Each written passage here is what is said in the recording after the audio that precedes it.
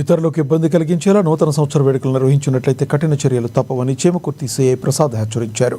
యువత బహిరంగ ప్రదేశాల్లో అనుమతులు లేకుండా డీజే ప్రోగ్రామ్స్ నిర్వహించడం, వికృత చేష్టలకు పాల్పడిన వారిపై కేసులు నమోదు చేసి కఠిన చర్యలు తీసుకుంటామన్నారు. అందరూ వారి వారి కుటుంబాలతో నూతన సంవత్సర సంతోషంగా జరుపుకోవాలని సూచించారు. చేమకుర్తి మండల ప్రజానికానికి చేమకుర్తి పోలీసు వారి తరపున నూతన సంవత్సర శుభాకాంక్షలు తెలియజేస్తున్నాం. అలాగే ఈ నూతన సంవత్సరం సందర్భంగా కురవాళ్ళు మద్యం సేవించి బైకులు నడిపి అనుకోని సంఘటన జరిగి కుటుంబాల్లో విషాదం నింపకుండా జాగ్రత్తగా ఉండవలసిన తెలియజేస్తున్నాం.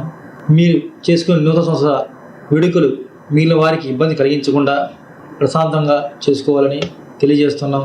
ప్రతి ఒక్కరు కూడా ఈ నూతన సంవత్సర వేడుకలని ఎవరికి ఇబ్బంది కలగకుండా, మీ కుటుంబాలు విషాదం నిండకుండా జాగ్రత్తగా ఉండాలని మరీ తెలియజేస్తున్నాం. ప్రకాశం జిల్లా చేమకుర్తి మండల ప్రజానికానికి చేమకుర్తి పోలీసు వారి తరపున నూతన సంవత్సర శుభాకాంక్షలు తెలియజేస్తున్నాం.